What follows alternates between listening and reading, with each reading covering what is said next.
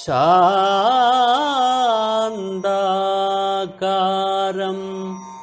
ഭുജഗശയനം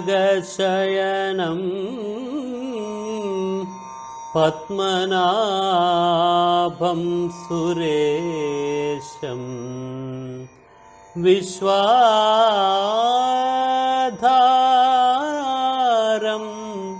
ഗഗനസദൃശം മേഘവർണം ശുഭാംഗം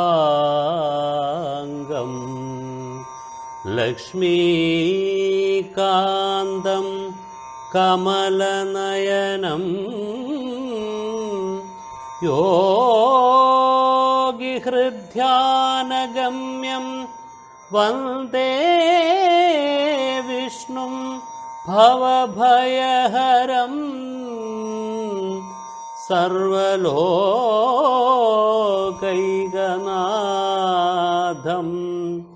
വന്ദേ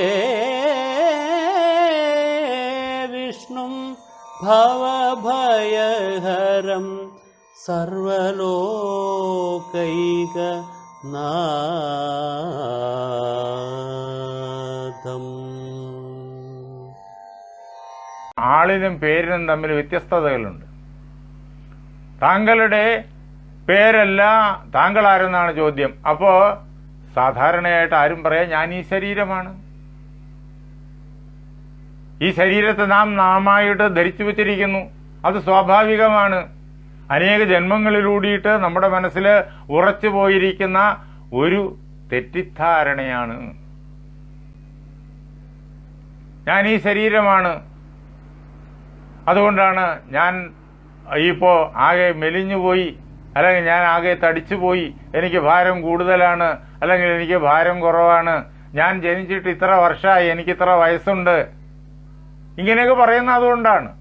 നാം ഈ ശരീരത്തെ ആസ്പദമാക്കിയിട്ടാണ് നമ്മുടെ ജീവിതത്തിലെ അനേകം കാര്യങ്ങൾ ചിന്തിക്കുന്നതും പറയുന്നതും പ്രവർത്തിക്കുന്നതും ഒക്കെ.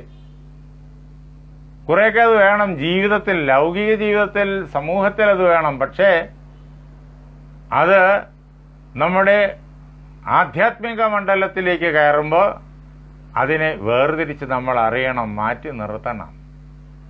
അതിനെ ആ മണ്ഡലത്തിൽ, ധ്യാനത്തിന്റെ മണ്ഡലത്തിൽ മാറ്റി നിർത്തേണ്ടി വരും. അപ്പോഴേ നാം ആരാണ് എന്ന് നമുക്കറിയാൻ പറ്റും.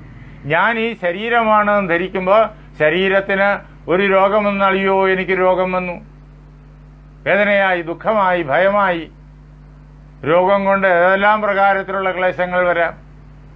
അതൊക്കെ സംഭവിക്കുമോ എന്ന് കരുതിയിട്ട് ഭയക്കുന്നു, വേദനിക്കുന്നു. നമ്മുടേതല്ലാത്തതായ, ഞാനല്ലാത്തതായ ഈ ശരീരത്തിന്റെ പേരിൽ ഓരോരുത്തർ വേദനിക്കുന്നു, ദുഃഖിക്കുന്നു, ക്ലേശിക്കുന്നു. ഈ ദുഃഖങ്ങൾ ആരെങ്കിലും ഇഷ്ടപ്പെടുന്നുണ്ടോ? ഇഷ്ടപ്പെടുന്നില്ല. ആർക്കും ദുഃഖം ഇഷ്ടമല്ല. ദുഃഖം ഒഴിവാവണം. പക്ഷേ നാം എന്ത് ചെയ്യുന്നു? ഈ ദുഃഖത്തെ മുറുകെ പിടിച്ചിരിക്കുക. ശരീരത്തിന്റെ പേരിൽ പല പ്രകാരത്തിലുള്ളതായ ഉത്കണ്ഠകൾ, ഭയപ്പാടുകൾ, സന്ത്രാസങ്ങൾ, ദുഃഖങ്ങൾ, കഷ്ടപ്പാടുകൾ ഒക്കെ നമ്മൾ പിടിവിടാതെ പിടിച്ചിരിക്കുകയാണ്. ഈ ശരീരം ഞാനല്ല എന്നുള്ള വസ്തുത അറിയുമ്പോൾ ഇതെല്ലാം സൂര്യൻ ഉദിക്കുമ്പോൾ ഇരുട്ടെന്ന പോലെ തന്നെ താനങ്ങ് പോകും.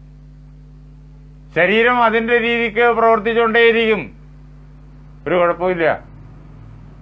നമ്മൾ ദുഃഖിച്ചാലും സന്തോഷിച്ചാലും അത് അതിന്റെ രീതിക്ക് പ്രവർത്തിച്ചുകൊണ്ടിരിക്കും.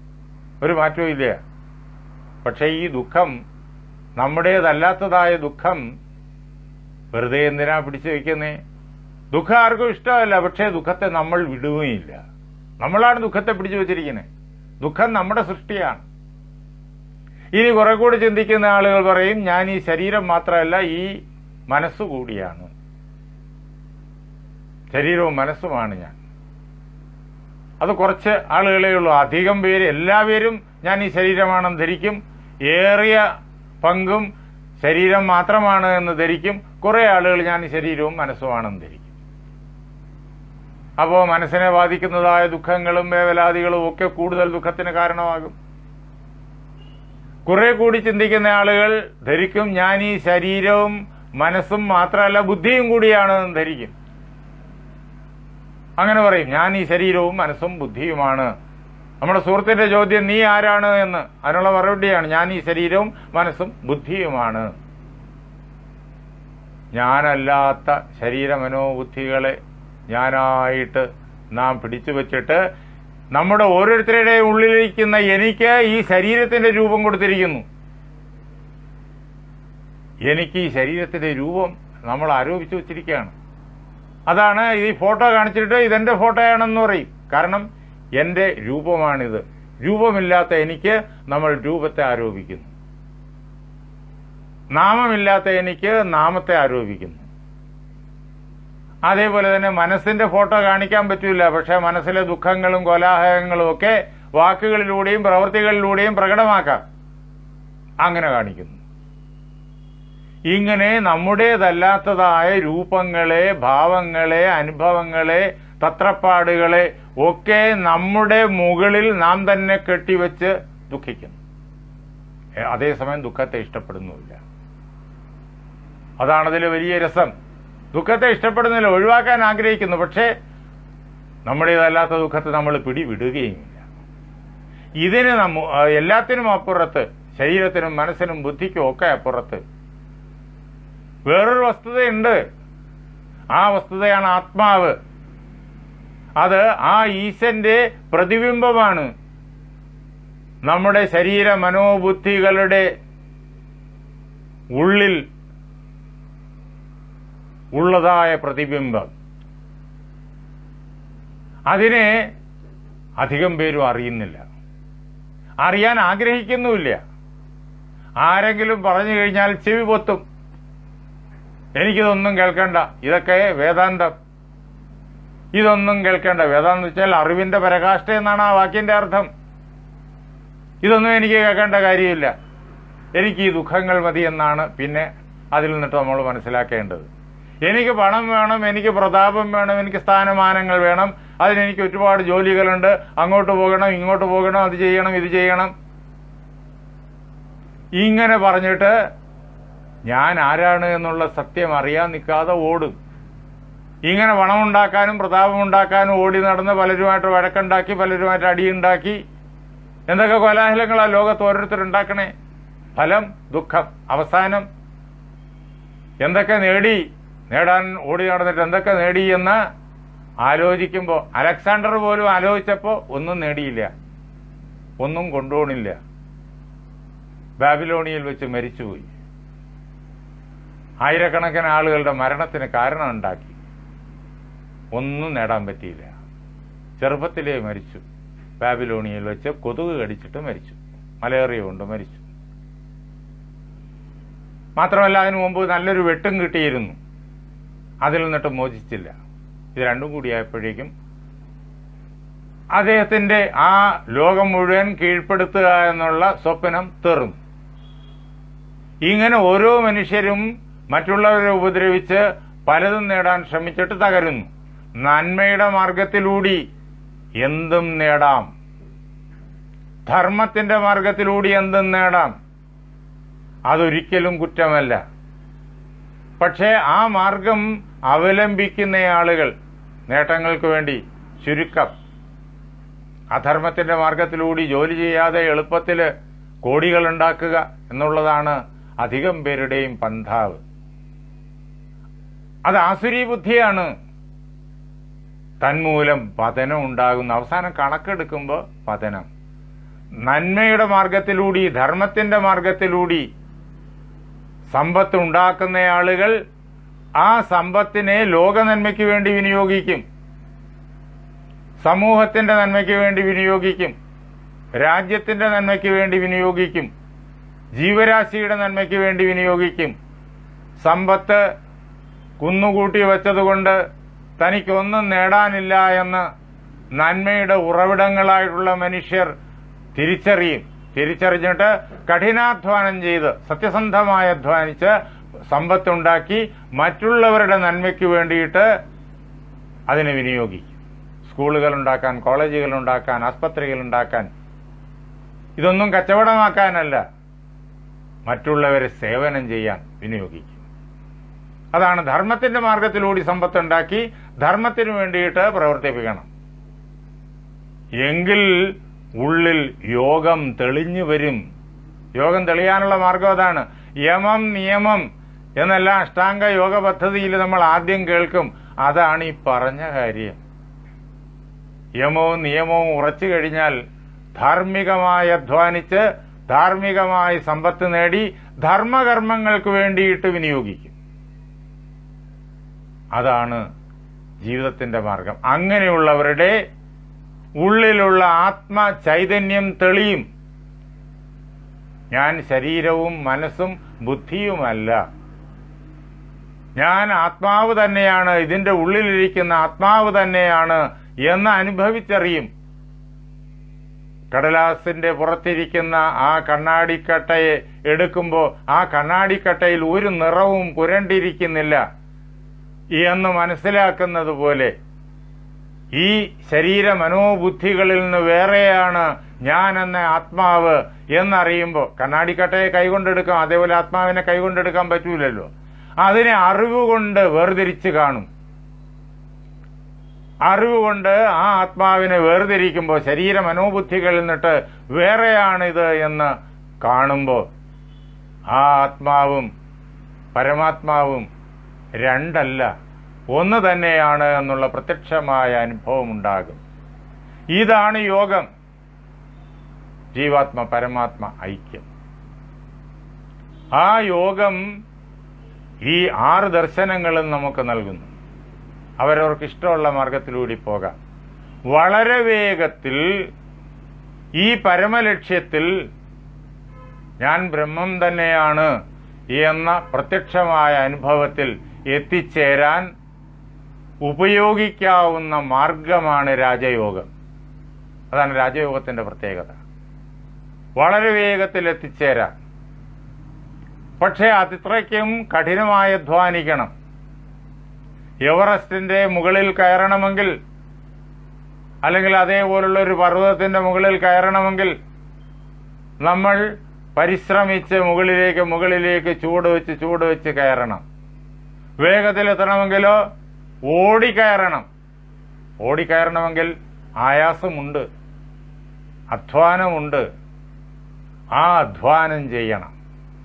അങ്ങനെ അധ്വാനിച്ചു കഴിഞ്ഞാൽ, അപ്പോൾ ഇത്തിരി ക്ലേശമുണ്ടതിൽ. അധ്വാനിച്ചു കഴിഞ്ഞാൽ വേഗത്തിൽ ആ പർവ്വതത്തിന്റെ മുകളറ്റത്തെത്താം. ഈ പ്രപഞ്ചമാകുന്ന പർവ്വതത്തിന്റെ മുകളറ്റത്ത് ബ്രഹ്മാനുഭവത്തിലെത്താം. ഈശാവാസ്യം ഇദം സർവം എന്ന ആ വാക്യം പുറപ്പെട്ടത് അവിടെ നിന്നാണ്. ആ ഉപനിഷത്ത് പുറപ്പെട്ടത് അവിടെ നിന്നാണ്. അവിടെ എത്തിയ ഋഷി അത് കണ്ടിട്ട് ഉറക്കെ വിളിച്ചു പറഞ്ഞതാണ്. അവിടേക്ക് ഓടിയെത്താം. അതിനുള്ള മാർഗമാണ് രാജയോഗം. അതാണ് പതഞ്ജലി നമുക്ക് അനുഗ്രഹിച്ച് തന്നിരിക്കുന്നത്. ഞാൻ ശരീരമല്ല, മനസ്സല്ല, ബുദ്ധിയല്ല, ആത്മാവാണ് എന്ന് അനുഭവിച്ചറിയുന്നു. അതിന് കർമ്മ മണ്ഡലമുണ്ട്. ആ കർമ്മങ്ങൾ, ആ പ്രവൃത്തികൾ, ആ സാധനാ പദ്ധതികൾ അദ്ദേഹം പറഞ്ഞിരിക്കുന്ന പ്രകാരത്തിൽ നാം അനുഷ്ഠിച്ചാൽ വളരെ വേഗത്തിലെത്താം. എത്ര കണ്ട് ശ്രദ്ധയോടുകൂടി, എത്ര കണ്ട് നിഷ്ഠയോടുകൂടി നമ്മൾ ചെയ്യുന്നോ അത്രയും വേഗത്തിൽ അവിടെ എത്തും.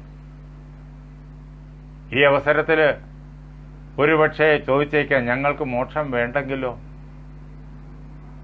ബ്രഹ്മജ്ഞാനം വേണ്ടെങ്കിലോ? ആയിക്കൊള്ളട്ടെ. ബ്രഹ്മജ്ഞാനം വേണ്ട എന്നുണ്ടെങ്കിൽ അങ്ങനെ തന്നെ ആയിക്കൊള്ളട്ടെ. ബ്രഹ്മജ്ഞാനം നേടാൻ വേണ്ടിയിട്ട് രാജയോഗ പദ്ധതിയിൽ ഇത്ര കഠിനമായിട്ട് അധ്വാനിക്കണ്ട. ബ്രഹ്മജ്ഞാനം നിങ്ങൾക്ക് വേണ്ടെങ്കിൽ വേണ്ട. പക്ഷേ ജീവിതത്തിൽ സ്വസ്ഥത വേണമല്ലോ. വേണ്ട എന്നുണ്ടോ? സ്വസ്ഥത വേണമല്ലോ, സുഖം വേണമല്ലോ, ശാരീരിക സുഖം വേണമല്ലോ, ശരീരത്തിൽ രോഗങ്ങൾ വരാതിരിക്കണമല്ലോ, രോഗങ്ങൾ അലട്ടാതിരിക്കണമല്ലോ, മാനസികമായ സൗഖ്യം വേണമല്ലോ, ബൗദ്ധികമായ സൗഖ്യം വേണമല്ലോ. അതേപോലെ തന്റെ ജീവിത ചുറ്റുപാടുകൾ തനിക്ക് സൗഖ്യകരമായി തീരണമല്ലോ. എങ്കിൽ മാത്രമല്ലേ ശരീരത്തിനും മനസ്സിനും ബുദ്ധിക്കുമൊക്കെ സൗഖ്യം ഉണ്ടാവുള്ളൂ.